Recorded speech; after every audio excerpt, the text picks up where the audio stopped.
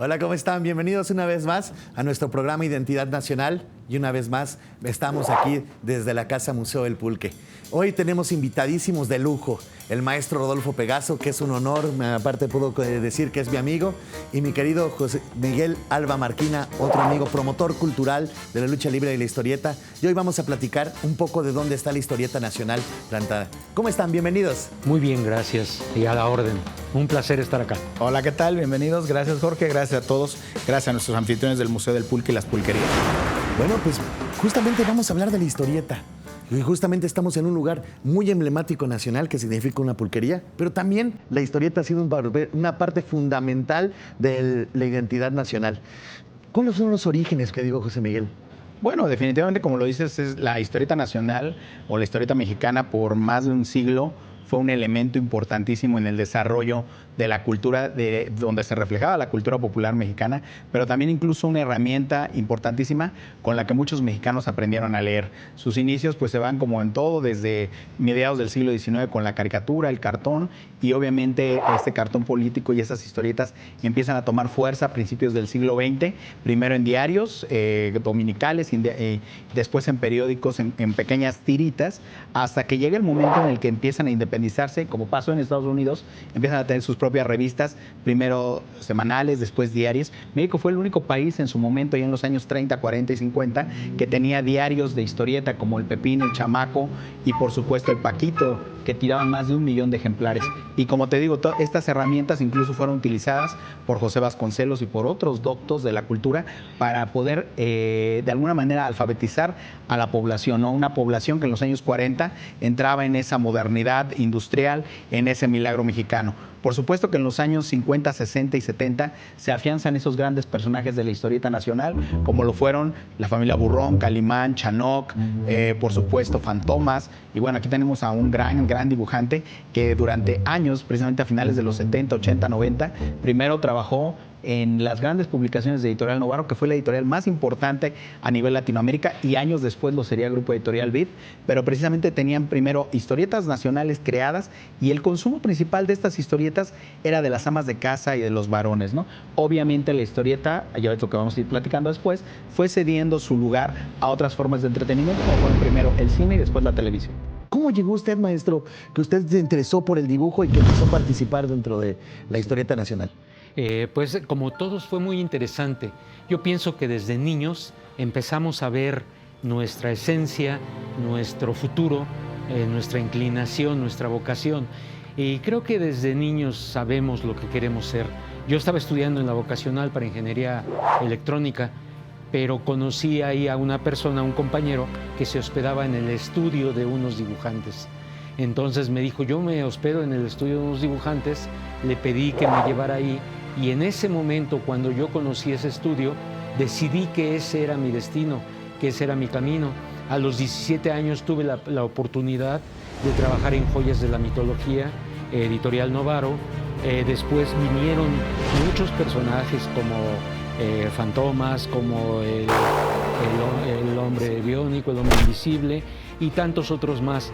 Pero hablabas de cómo empieza un joven también a introducirse en la lectura. Realmente hay publicaciones que han sido como un poquito despreciadas o devaloradas, como el famosísimo libro Vaquero, que para mí es una publicación que dio oportunidad a muchos niños o jóvenes de empezar a leer, de empezar a despertar su imaginación y en base a eso acceder a otras publicaciones, a otras lecturas y a otros horizontes. El último héroe. El hombre increíble.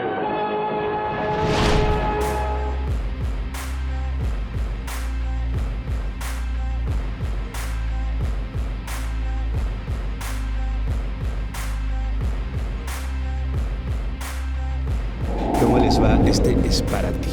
Ay, muchas gracias. Este como es blanco, este es ¿Cómo para se mí. llama? Les voy a enseñar un poco a degustar el pulque y sobre todo la elaboración artesanal de los curados. Por ejemplo, este es sangre de conejo, este es para ti, querido Marquino. Gracias. Ningún conejo fue lastimado en la elaboración de este curado.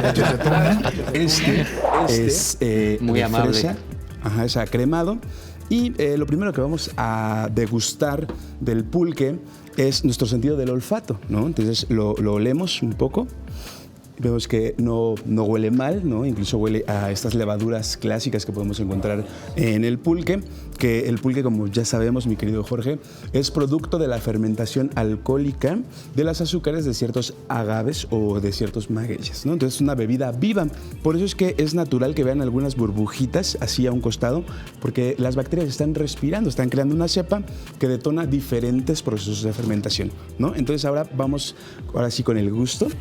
Un poquito como a besitos, un poquito. Poquito. Yo también entonces, ya ni lo degusté. Ahí ya empieza a explotar, ¿no? En nuestras papilas gustativas los sabores y sobre todo nos queda ahí el vestigio del pulque, ¿no? Pues ya que tienen ustedes algún sabor, queda la detonación de este sabor del pulque. La siguiente que vamos a hacer, vamos a medir el cuerpo, vamos a paladear el cuerpo. Para esto van un poco a succionar.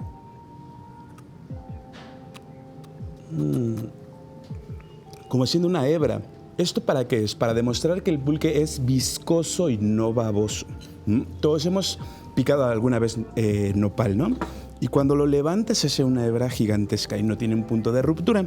La viscosidad raya por tener un punto de ruptura, ¿no? Entonces el pulque es viscoso más no baboso. Ajá. Y bueno, ya por último les voy a invitar a que prueben estos curados, que este es de piña. Es decir, podemos hacer combinaciones cítricas. Este es de apio. Y que sigue prevaleciendo el sabor de cada vegetal o de cada fruta. Y al último queda nuestro vestigio del pulque, ¿no? Que este pulque en especial es un pulque de Singilucan Hidalgo, uno de nuestros productores. Y pues bueno, sean bienvenidos al Museo del Pulque y las Pulquerías nuevamente, donde rayamos por el objetivo es también realzar las culturas populares mexicanas, como en este caso la historieta. Querido Luis, me gustaría que les platicaras a nuestros invitados y a nuestros amigos lo que me decías acerca de lo saludable que es consumir pulque. Dentro de estos procesos de fermentación que les comenté, está el proceso de fermentación láctica. Y en ese proceso de fermentación láctica, las bacterias detonan probióticos, prebióticos, lactobacilos y vitaminas como la C, Z, A y B, que ayudan a los nutrimentos y a que el cuerpo también regenere esas vitaminas, ¿no? Entonces, hay que consumir pulque, queridos amigos. Salud una vez más para salud, probar estos deliciosos pulques de aquí en la Casa Museo del Pulque y con nuestro amigo Luis. Muchas gracias. Salud. Y yo te decía que si actualmente estará rebasada la historieta como una herramienta para la lectura o nos estamos perdiendo de esa herramienta. No, definitivamente no. Mira, mencionabas a Vasconcelos. Él, pues tú sabes que en esta política cultural de los años 30, apoyada en su mayoría por Lázaro Cárdenas, se buscaba que el arte, que las manifestaciones artísticas salieran más allá, contrario a su némesis, que era Fernando Gamboa, que salieran de las galerías, que fueran a las comunidades, que fueran parte de la educación comunitaria, que fueran a los grandes murales, todo esto. Entonces, hoy día, precisamente la historieta, pensaríamos que en una época en la que hablamos de inteligencia artificial, de redes sociales, todo esto parecería estar rebasado, pero tomemos en cuenta que seguimos teniendo muchas comunidades a lo largo y ancho de nuestro territorio que todavía no tienen el acceso a los servicios mínimos de electricidad e internet, y la historieta es un vehículo que te permite culturizar o que permite conocer otros parajes. Hablamos en los años 60, 70, la importancia que tuvo en su momento, por ejemplo, Chanoc, Aventuras de Mar y Selva, que permitía que la gente conociera parajes de Tabasco, de Veracruz, que obviamente difícilmente iban a poder visitar. Y ahora, hoy día, la historieta también puede ser revalorizada como eso, como una herramienta, como un libro del futuro, en el cual es un material que no requiere energía eléctrica, que no requiere estar conectado, que tú puedes pasar fácilmente. Es totalmente digital, pero en el sentido de que tú con tus manos puedes pasar de una página a otra, puedes regresar.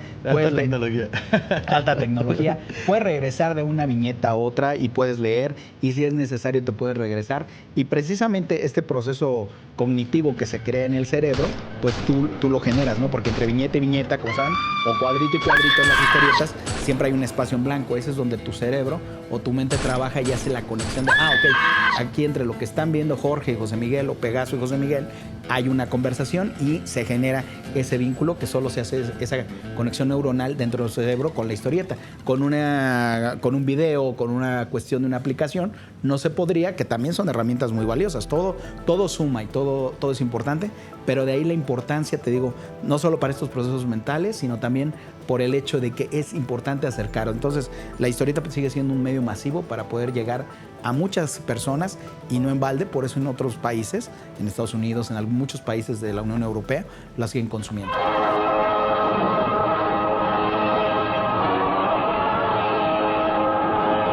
Otra superproducción RCN.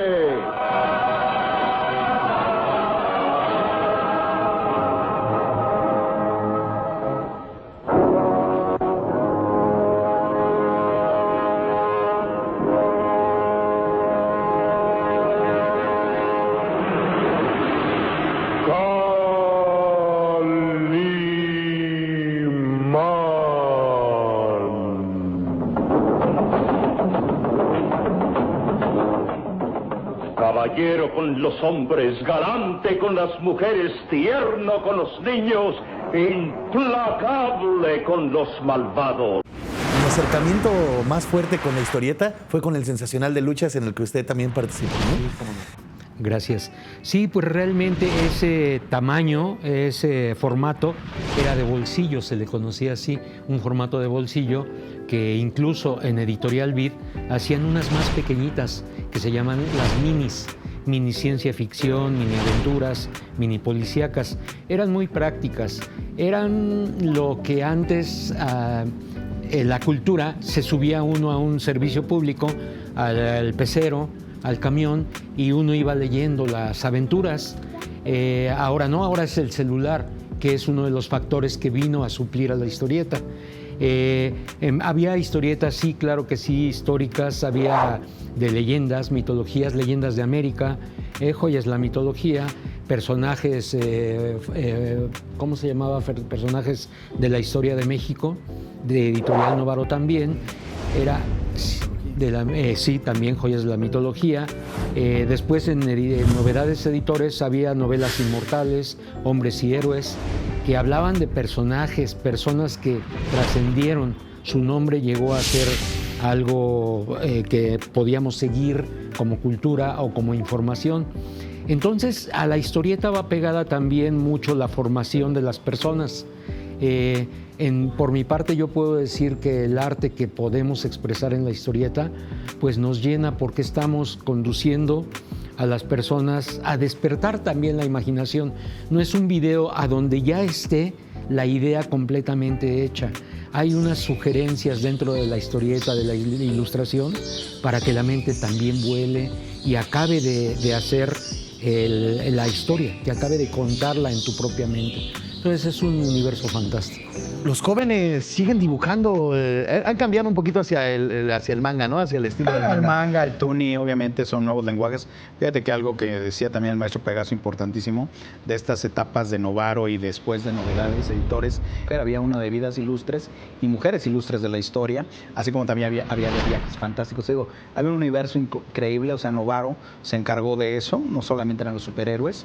Y en el caso de los jóvenes hoy día, pues también las temáticas han cambiado mucho. Precisamente también ha permitido, ahí sí, las nuevas tecnologías, las redes sociales, la internet, que cada día haya más mujeres ilustradoras y que también se comprometan. Obviamente ellas están más enfocadas a tramas un poco de corte social, del corte de humor. Eso es muy común. Hay mucha historieta o viñetas hoy día en redes sociales que tratan estos temas de la pareja, estos temas del amor, estos temas que tienen que ver con el compromiso social, con el empoderamiento, de una manera muy jocosa, ¿no? Entonces, por supuesto que sigue habiendo jóvenes que dibujan.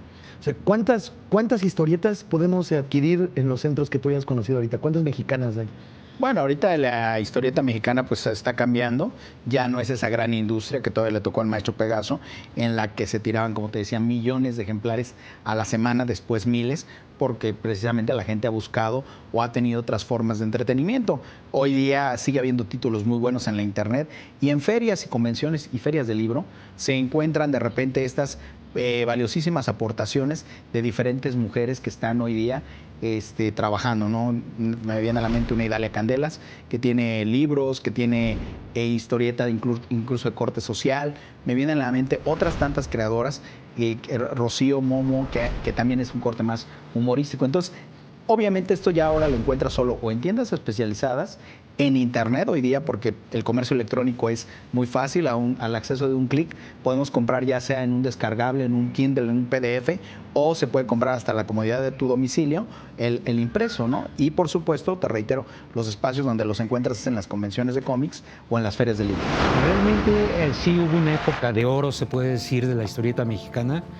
Había títulos muy importantes, trascendentales.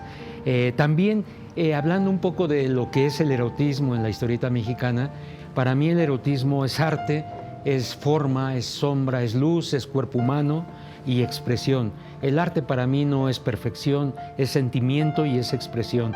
Entonces, en todo ese contexto había posibilidades para todos los lectores, para todo tipo de mentalidad.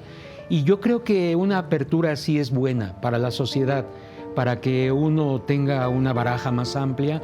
Yo espero, si no es posible recuperar esas ventas altísimas, pues sí espero que la historieta mexicana vuelva a renacer con fuerza.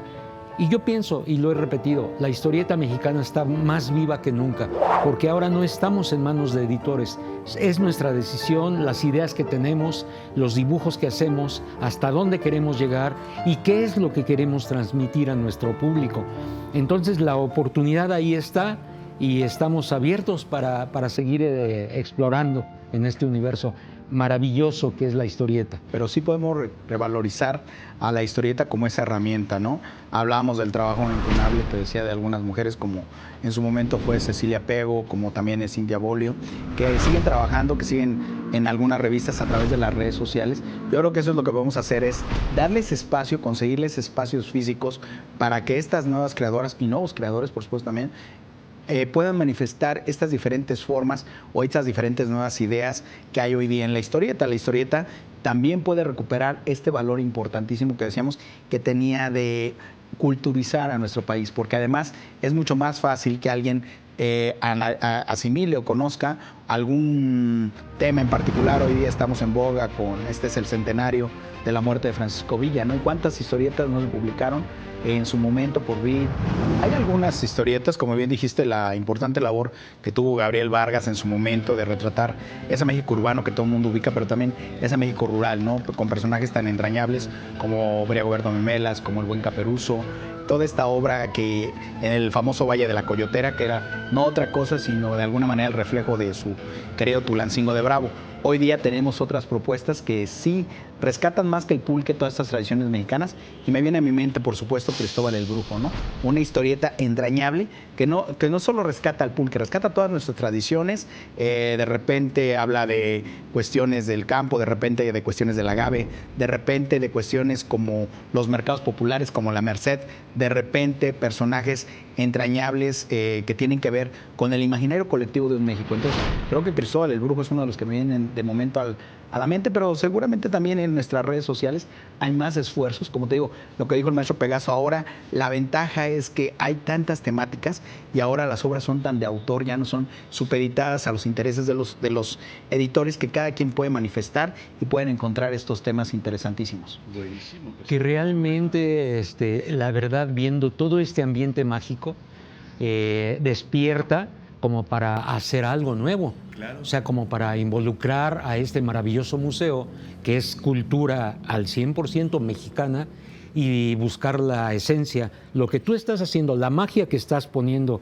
en esta maravillosa bebida, se puede trasladar a una historia también mágica con toda la esencia del pueblo mexicano. Para que las nuevas generaciones sigan en esta dignificación de las raíces, de las culturas populares y, bueno, de toda la cosmovisión de nuestro México, ¿vale? Pues bueno, yo los dejo. Gracias. Y en cuanto necesiten más pulque, aquí voy a estar. Te lo agradezco, querido Luis. Muchas gracias. Gracias, por aquí estamos, ahora vamos a probar el natural ahorita y a ver, Luis, qué más nos ofrece. Así es, pues hablábamos de eso, ¿no? Del papel. Obviamente hay muchas propuestas jóvenes. Hoy día las redes y todo el bagaje cultural que tenemos nos permite manifestar estas nuevas manifestaciones. Y claro que obviamente queremos que pues obviamente el Estado sería interesantísimo que retomara, como en los años 80, precisamente Paco Ignacio Taibo en su momento hizo estos episodios mexicanos con la SEP, este esfuerzo en el que se contaba la gran historia de México y también estos héroes importantísimos, estos hombres que transformaron la vida pública en México, ¿no? Aquellos que implementaron, que cambiaron nuestra cosmogonía, pero también nuestra forma de entender nuestras políticas públicas y por supuesto el México contemporáneo, el México moderno, cómo fue creciendo. Entonces sería interesantísimo que ahora que hay estas posibilidades, sé que el Fondo de Cultura Económica está apostando por grandes historietas en formato de lujo, de grandes clásicos, pero obviamente empezar a retomar. Por ahí ya está Madre Santa, no la habíamos mencionado, que habla este importante cómic hecho por Frick y por Peláez y que lo encuentran ustedes en el Fondo de Cultura Económica en todos lados, en un formato súper económico, que son estos vientitos del pueblo, y ahí y creo que poco a poco podríamos ir retomando este tipo de esfuerzos con este tipo de propuestas. ¿Qué políticas públicas deberían hacerse para que pudiéramos reinventar, si no es reinventar, volver a sacar nuestras historias y encontrarlas en los puestos de periódicos?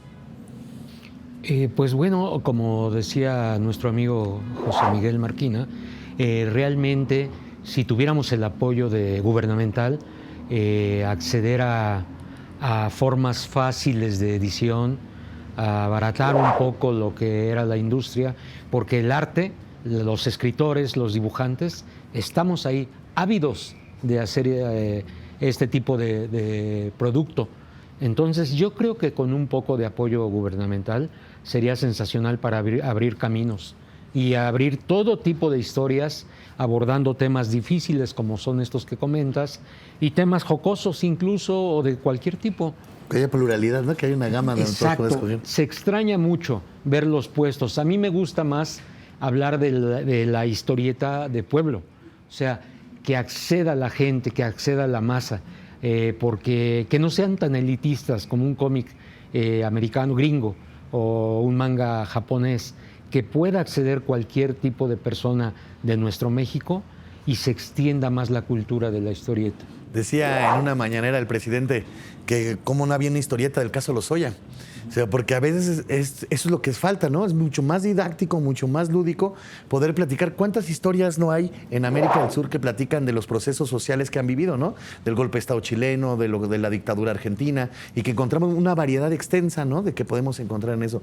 ¿Cuántas historias no se están dejando de platicar porque no estamos como detrás de este proyecto? ¿Qué harías tú, mi querido De José hecho, Miguel? esto de Salvador Allende, precisamente hay una novela gráfica y la encuentra en el Fondo de Cultura Económica, donde relata esta cuestión del golpe de Estado. Entonces, ahorita en cualquier librería educal, tú vas y la consigues, y además en costos bastante accesibles, mucho más accesibles incluso que los que tienen cómics americanos. Y pues es importante, precisamente como dices tú, la viñeta permite que haya un mejor entendimiento de la historia, que se comprenda más este fenómeno social. Definitivamente el Estado, en este caso, tendría que apostar por regresar estas propuestas, ¿no? E introducirlas al aula. Hace algunos años nos tocó ver también que El Periquillo Sarmiento, esta novela ilustrada por Sixto Valencia, que en su momento perteneció a estos episodios mexicanos y joyas de la literatura, fue reeditada.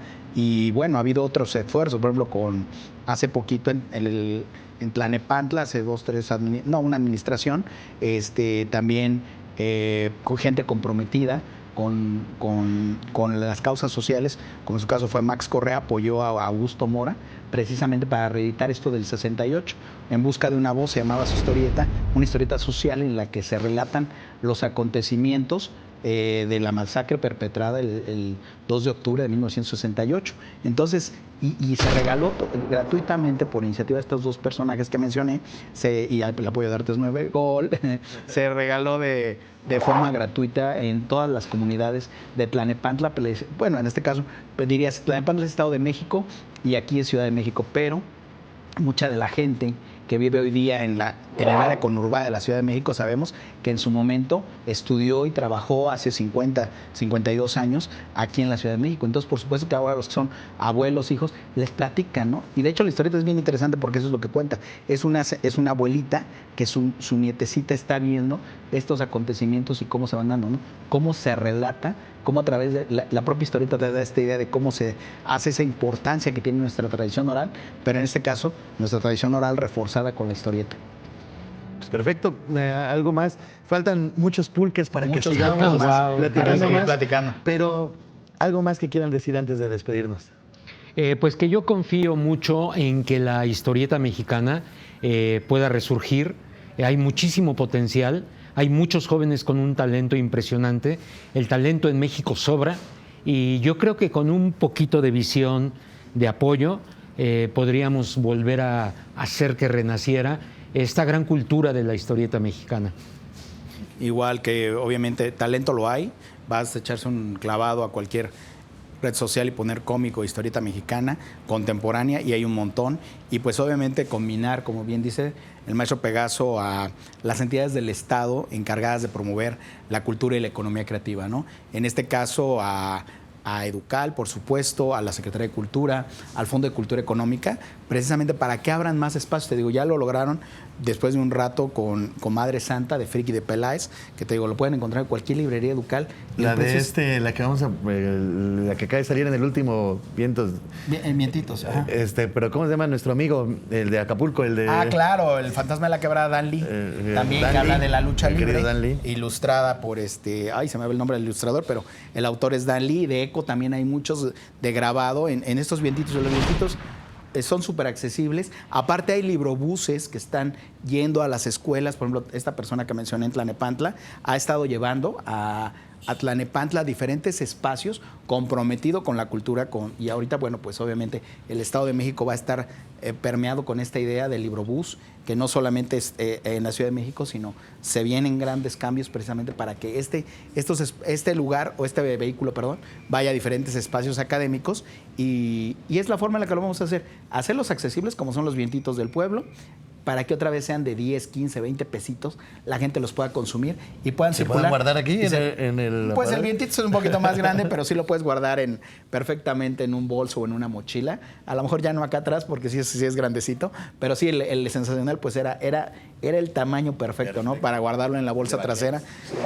Ahora sí que en los pantalones vaqueros, el de vaquero, ¿no? Y bueno, te digo, es cosa que nuestras autoridades gubernamentales, nuestro Estado, que se genere, y la política pública es eso, que generen una política pública en la cultura, la economía creativa, pueda llegar a las grandes masas, se puedan hacer de esta manera, como son estos cómics o libros ilustrados que hemos mencionado. También están los del Dr. Zipper, por ejemplo, de Juan Villoro y de Rafael Barajas también, que están por todos lados y cada día los hacen más accesibles, precisamente porque es una forma de introducir a los niños a la cultura, a las ciencias, a las artes, a la historia, de una manera muy sencilla, como son los cómics y las historietas. Pues bueno, amigos, les digo que faltan muchos pulques por tomarnos, pero vamos a ir al metro. Vamos a viajar, vamos a continuar con esta entrevista. Voy en el metro bien grandote y rapidote, como decía Chava Flores. Para que vayamos echando nuestra historieta. Para que Jorge cante la canción de Chava Flores en el metro. Y entonces es decirles, en esta primera parte, que estamos buscando nuestra identidad dentro de las identidades. Nos vemos ahorita. Pues ya estamos en el metro, querido maestro, después de habernos echado ese delicioso pulquecito. Muy sabroso, sí, claro que sí. Refrescante, y ahora sí, a vernoslas aquí. Esta es su línea, ¿no, maestro? Esta es la línea. Sí, de aquí de Garibaldi me voy hasta Escuadrón 201. Realmente abordas en el metro y estás ya dentro de todo el circuito. A donde vayas, te va a llevar. Te va a llevar. Y además baratísimo, porque es el mismo boleto, creo. ¿Alguna vez usted ha visto publicidad suya aquí en el metro? ¿Ha sido algún dibujo de su historieta? No mía, sino de la historieta que yo hacía, que es el libro vaquero. En alguna ocasión vi alguna publicidad del libro vaquero. Y sí he visto de compañeros como la familia Burrón, de Calimán no me ha tocado ver, no sé si lo hayan hecho. Pero yo creo que, retomando la plática que teníamos hace un momento, sería interesantísimo ver los andenes o hasta los vagones impregnados de arte, de historieta, de personajes mexicanos, No sé, yo creo que sobre todo que ahorita las generaciones de ahorita no vivieron esa época, pues también de oro, digamos, ¿no? De la historieta. Grandes personajes como Calimán, Lágrimas y Risas, el Pantera, el Santo, tantos otros héroes. ¿Usted alguna vez vio uno que quisiera dibujar y terminó así dibujándolo? Que lo vio de niño, de adolescente, y que digo, ay, un día... Un luchador. Pues sí, yo, bueno, no niño, pero sí soñaba con dibujar luchadores y tuve la suerte, la fortuna de haber ilustrado a Tinieblas, al Santo, Blue Demon, hasta Ray Mendoza y La Parca, tantos otros también. ¿Y los conoció? Fíjate que algunos de ellos sí iban a firmar contrato a la editorial Egea, y entonces ahí teníamos que conversar con ellos en algún momento. Con el que tuve un poquito más de relación fue con Tinieblas, papá, el gran Tinieblas. El Capitán Aventura. El Capitán Aventura, que por cierto era padrísimo. Cuando yo vivía en Cuernavaca, él me hablaba y me decía, aquí Capitán Aventura, Tinieblas, allá Pegaso, aquí Pegaso, Capitán Aventura. Es una gran persona, muy simpático, un gran ser humano. Con los elementos pictográficos que tenemos en la línea, ¿qué usted podría marcar para hacer una historieta? ¿O qué le diría a esta historieta? Esta historieta, digamos que empezamos con los artículos de la Constitución, derecho, sigue más derecho, licenciaturas, estudiantes que vienen a visitar en un tiempo la crucifixión, porque también es cultura. Relacionamos la universidad con la cultura de la crucifixión. La delegación Iztapalapa, que ha crecido tanto y es muy popular, yo te diría que cada persona que aborda el metro hablando de Iztapalapa es un personaje de historieta, un personaje que retrata, por ejemplo, Gabriel Vargas en La Familia Burrón. Y lo que me dice la mayoría de las estaciones de esta línea, agua. La Gran Tenochtitlan, guerreros aztecas. Su personaje Aria. Mi personaje Adya, me lo imaginaría en este ambiente prehispánico, fabuloso, sensacional. Sería muy bonito y tengo la esperanza de que vaya a salir en alguna aventura aquí. ¿A quién de los personajes que ha dibujado se imagina en el metro? ¿A quién? Bueno, a los luchadores se me hacen populares. ¿Te imaginas viajando aquí Tinieblas con tanta gente a su alrededor? Pero además son gente, ídolos populares, con una esencia del pueblo. No se me hace difícil que estuvieran acá. ¿Cómo haría una historia de Calimán en el metro? Pues yo relacionaría, digamos, la fantasía de Calimán, la filosofía de Calimán, con las historias que se cuentan, las historias fantásticas de personas que se aparecen, espíritus. Puede haber un espíritu bastante tenebroso. De hecho, había personajes como la Araña Negra, como algunos otros muy oscuros que podrían habitar en las sombras de las vías del metro. Y empieza la aventura con Calimán intentando resolver situaciones metafísicas o paranormales, y empezamos a complicar la historia. Sería padrísima una historia así. Esta es una gran idea, quizá la realicemos. El que controla la mente lo controla todo, a ver si es cierto. Y junto a mí va un señor mayor, pero muy alto, con lentes. Entonces, cuando los lentes se te empiezan a resbalar, haces esto. Entonces, él no hacía esto, levantaba más la punta de la nariz para que no se le cayeran los lentes. Yo iba observando sus características, su fisonomía, su manera de los lentes, pero estaba tan enganchado con la imagen que en un acto reflejo le hago así a su... Entonces él se mueve y le pico un ojo. Se va comunicando la historia. Entonces yo le digo, perdóneme, señor. Él no me contestó, me vio feo y se hizo más para allá, como diciendo, este está loco, me puede hacer algo. Entonces, personajes como él, personajes como cuando va un joven pues despatarrado, todo así, o una chica modosita y hermosa como la compañera. Entonces vas estudiando cada personaje y cada persona sí puede convertirse en un real personaje, en un superhéroe o en un villano, como al que le piqué el ojo por malo. ¿Qué personaje de los que le ha dibujado le gustaría compartir un viaje en el metro? Pues el mismo Calimán, para mí es interesantísimo. Te hablo de Calimán, es un ícono de la historieta mexicana, es un personaje con el cual la gente se identifica porque es tan humano, tan filosófico y tan que hace buenas acciones y no requiere de superpoderes como un Superman o un Batman. Entonces es un placer dibujarlo y ver que la gente lo ha querido a lo largo de muchos años porque nos identificamos con esa filosofía. Suponiendo, querido maestro, que la 4T, lo que estamos pasando este proceso de la 4T, ¿quién sería el héroe de la historieta y quién sería el villano? Bueno, para mí el héroe es AMLO. Espero que el bastón de mando lo deje en una Super Claudia. Y pues el villano, fíjate que podríamos hablar de un villano chico, pero quizás los villanos grandes están en la élite, en el poder, y que creo que todos sabemos cómo se maneja con hilitos desde arriba, como pues, los grandes empresarios o el clásico villano, que por cierto con carita de Drácula se queda perfecto, Salinas de Gortari, como de murciélaguito, ¿no? O Claudio X González. A mí me gusta oír mucho las redes sociales, también oigo noticieros, pero sin embargo creo que el pueblo tiene más conciencia. No soy político, no me gusta mucho la política, pero sí soy parte del pueblo y que se da cuenta de lo que se está haciendo bien y de lo que se quiere seguir haciendo mal. En ese mismo sentido, ¿cuál sería la kriptonita de nuestro héroe, que sería en este caso el presidente Andrés Manuel? ¿Cuál sería su kriptonita? ¿Cuál cree que podría ser? La corrupción. La corrupción, porque realmente él ha hecho las cosas bien, ha invitado a que todos seamos correctos en nuestro actuar, en nuestra trinchera, pero realmente hay todavía muchas personas que no están alineados en ese sentido. Entonces yo considero que sigue siendo el gran peligro, el gran reto a vencer.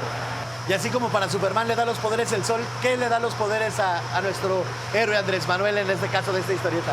Bueno, la honestidad. En primerísimo lugar, la honestidad, la rectitud de una sola pieza y que eso nos invita a tratar de imitarlo, a tratar de copiarlo. No sé, yo creo que no somos adoradores de una persona, sino de una mente, de una forma de ser. Yo me acuerdo mucho cuando Barack Obama ganó la presidencia, se hizo un número especial del Hombre Araña conociendo a Barack Obama. ¿Se imagina un Calimán conociendo a Andrés Manuel? Sería un honor dibujar esa escena.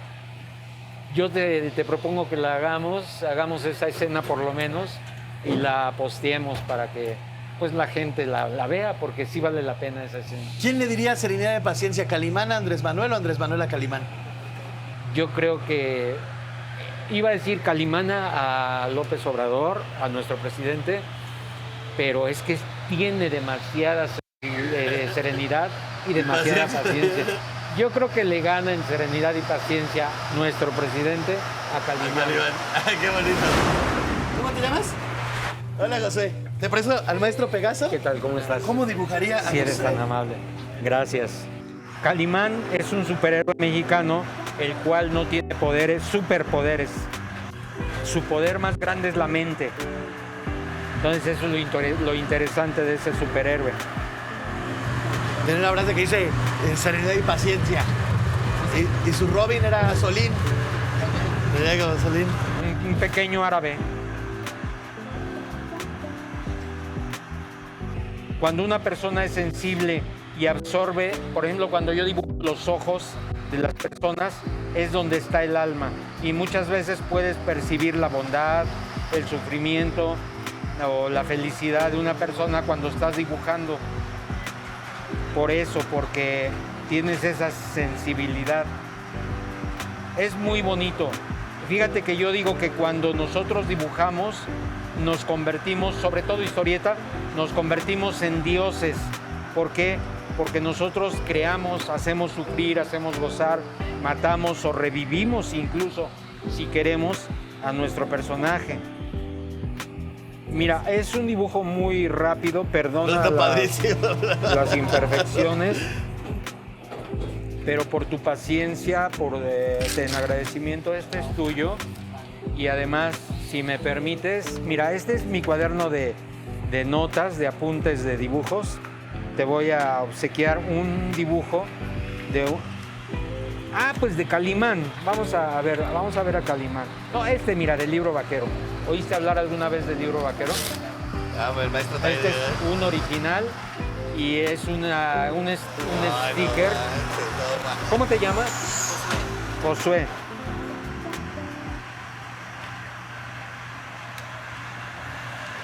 Con todo y los temblores del metro, ¿eh?